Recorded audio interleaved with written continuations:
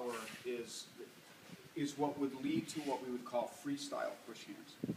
And in freestyle push hands, basically, you can kind of, there's no form to it, which is actually the way it should be. The form is there to teach you principles, and then the movement should be formless. So in freestyle push hands, you learn how to get out of the way of force, keep your root, and issue power. So eventually, what you want, you would like to move into that, not for a while, okay? But in moving step push hands, like William says that at Chung Manching School, fixed step meant you could take one step. So that idea of stepping into push was part of what they considered to be fixed step push hands. In moving step push hands, then it's actually closer to what you would find in a martial situation in which you can adjust space in a different way. So if the very game CJ could come up here, and if we were doing moving step push hands, that we could just do this and then it would no longer be a big deal to me if she made my foot move or something. Because basically we're just trying to control each other. She's going to try and keep me from pushing her, and she's going to, do this. Whatever she's done. Yeah, so that's good. She's yielding. She would try and stay close, and if she tried to push me, I wouldn't care if she made me move a little. I'm just going to adjust the weight. And she's going to do that. But, and that can be a lot of fun. And one of the things that happened to me when I went to Williams School is that when I'd studied at Ben's camps and studied with Maggie, well, I didn't do push hands so much with Maggie. I did push hands with Earl in Australia, which is a different kind of yang style Tai Chi. I had gotten into this mindset of like, oh, your foot moved, you lost. And I went to Williams School with that kind of mindset and realized immediately that they didn't give a shit if their foot moved. You didn't throw them. You didn't make their feet leave the ground. You didn't throw them on the ground. What's the big deal? So suddenly the kind of mental scorekeeping, I pushed him one more time than he pushed me, was meaningless. Because it didn't matter if you pushed somebody. What mattered was that they stayed soft and they absorbed your push and they didn't lose their balance. So in a sense, that moving step push hands is something to aspire to later on. Not necessarily before you get more professional training, before you have other teachers come in and help you learn that. And somebody like Lenzi, he won the National Push Hands Championships 2 years with kind of limited steps, some moving step push hands. So he has that. But the last hour we spent doing what I would call freestyle push hands. This hour, we're going to talk a little bit about the classical push hands exercises. And I want to say that for my money, and it's very much a one person's opinion, I think that the freehand push hands is, in a lot of ways, more valuable to learn than the classical exercises. And you have to realize that the Chinese model of learning anything is very different from the Western model. That the Chinese model starts from kind of learning a lot of rote things and then gradually abstracting from those rote things. Okay, so in China, if you start to learn acupuncture, first you memorize the names of all the points for a year, which has very little to do with actually doing acupuncture. If you want to learn to fight, you start out by learning, 10 different 80 movement forms of doing things. In America, if you want to learn how to fight, you go to a boxing gym. They teach you how to hit the bag, they teach you how to hit the speed bag, you develop some, then you go into the ring and you spar. And the same, so in China, you want to learn how to fight, you learn all these forms, then you learn push hands, then you learn two-person forms, then you start improvising off the two-person forms, then you start using full power. It's this long thing that eventually leads to a formlessness. And it is open to question whether it's more valuable to learn all that classical stuff and then gradually abstract from that, or to just start in learning freestyle push hands, provided you don't get stuck into the wrong mindset and start using force and competing too much. That said, in this tradition, and if you're going to stay in this tradition, that's Ben and Lindsay, learning classical push hands is important. So I offer it to you in that sense. Dr. Tao, firmly in the classical exercise mode. Ben Lowe, classical exercise, breaking into freestyle. And William, a lot more freestyle. At William's school, people would learn the classical exercise a couple weeks, maybe a month, and then they'd go into doing freestyle. You know, and that's how they train. So I just want to say that about it in advance. But for understanding the postures, and the classical push hands is based on what are called the 4 cardinal postures. And that's ward off, roll back, push, and press. Okay? And I want to talk a little bit about what they mean in that exercise. So have you done enough classical push hands to know the movements? I have done them all. If you can do. I need a cohort. I'll remember. Okay, so we're going to stand like we stood before. Now we'll do the classical push hands exercise. I'm gonna start with ward off, and Anne's going to start with push. So this is how it goes. She's going to do push. I'm going to do roll back. When she realizes that I'm taking her off here, she's going to flip this hand over and do press. I'm going to do neutralize. Whoa, you're feisty. And then now she's in ward off, and I'm in push. So I'm going to do push, and she's going to do roll back. Yeah, and classically she would do elbow to elbow there. Like, elbow to elbow. Like this, yeah. And then when I get led off, down, stay where you are. Okay. So you're here, I'm pushing, her palm is towards her. This is her shield, okay? So I get led off here. How do I get back on her center line? I flip my hand over, and I'm on her center line, and I do press. She covers my hand so that I can't pop her in the nose, and lets it slide under her left arm.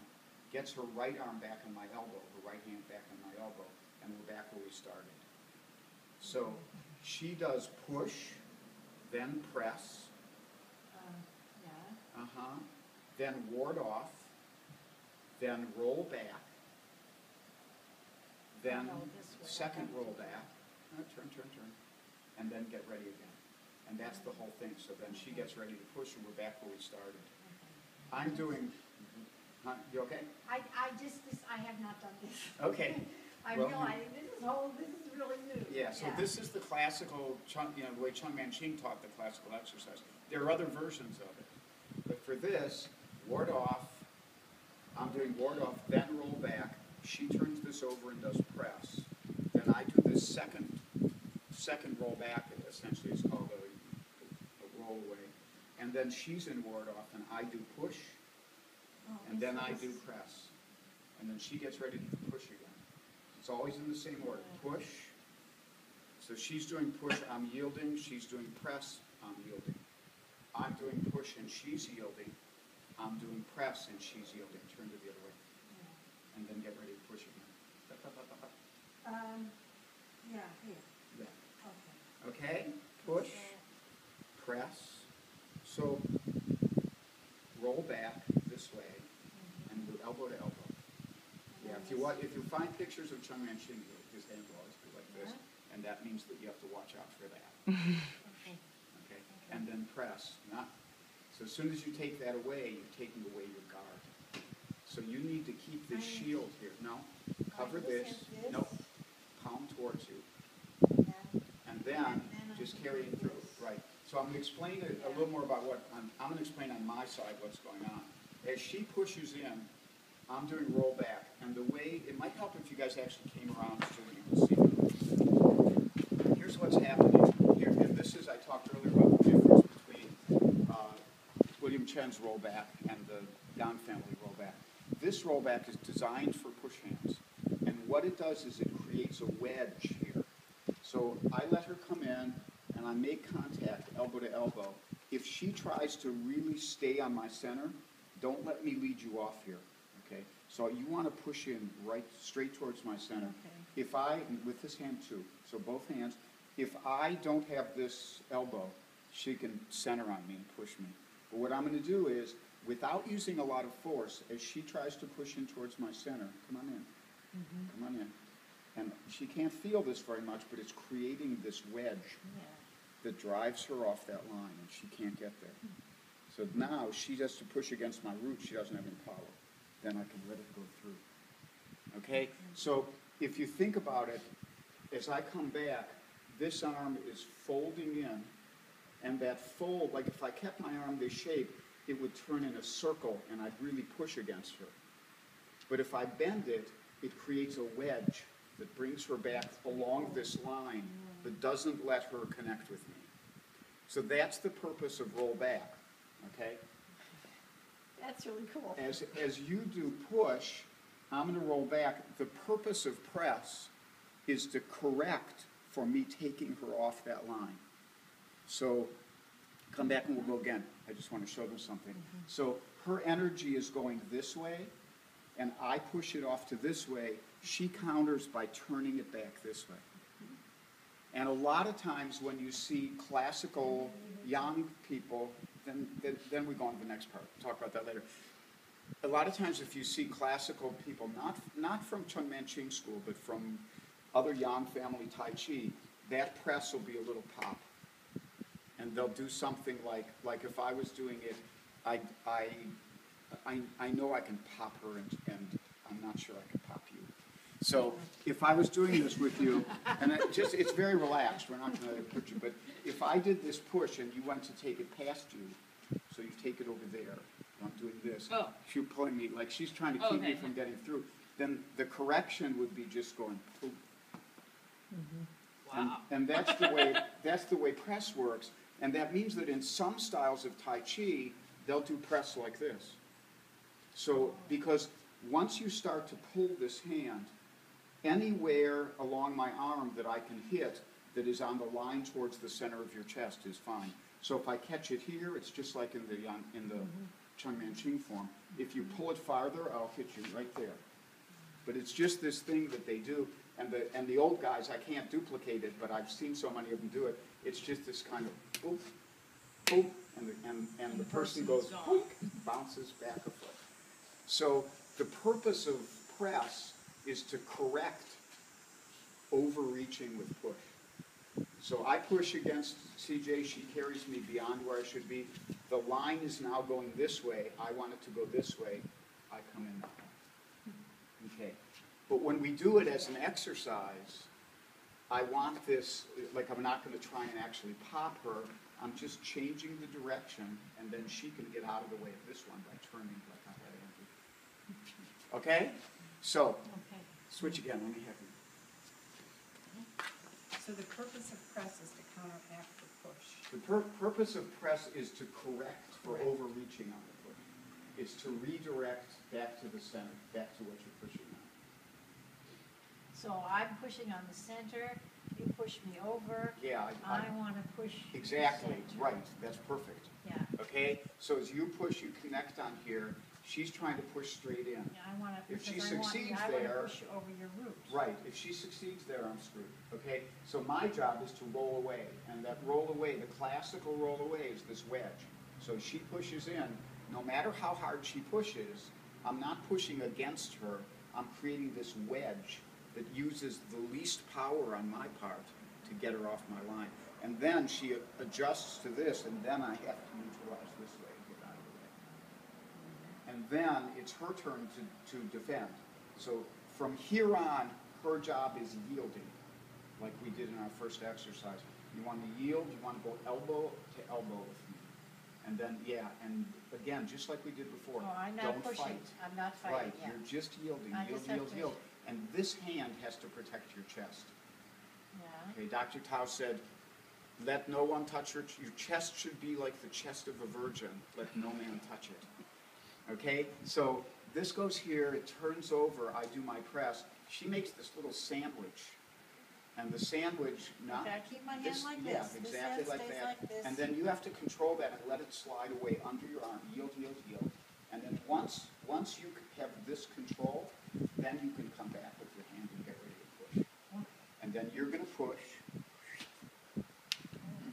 and then you're going to press, and then you're going to yield, yield,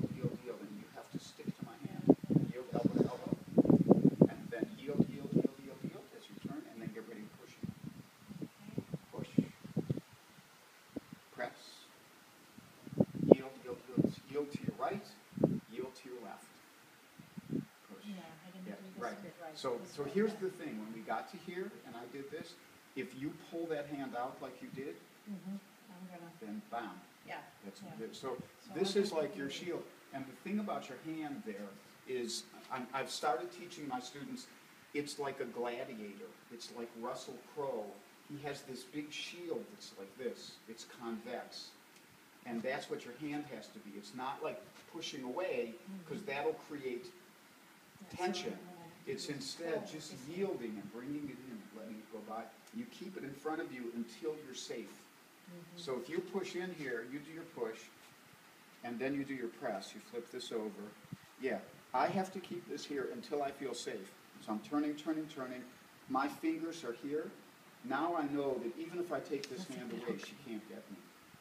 So then I'll take it away and get back over here. Okay, and then she'll yield to the right, and then she'll yield to the left. Let your waist be on ball bearings. Just turn your waist to your left, right, and then get ready to push. And then press. Right. Then yield, and yield to your left. And get ready to push. And get ready to press. And then go off, and then yield to your right, and yield to your left. Yeah. Okay. And get ready to push. And get ready to press. Good. Okay. So, Yeah, okay. here's the issue. To teach this in an hour, I don't know. If you guys want to try it, it's fine. Or if you want to try more of the freehand stuff, it's fine. You can take a vote. I can, But like I said, I think that in a way it's meant to illustrate this thing. Right. But it isn't always the best way of learning it, because it removes you from being able to follow your natural instincts. It instead becomes this rote exercise that's supposed to lead you over a long period of time to understanding the movement. Okay? So, that said, any opinions?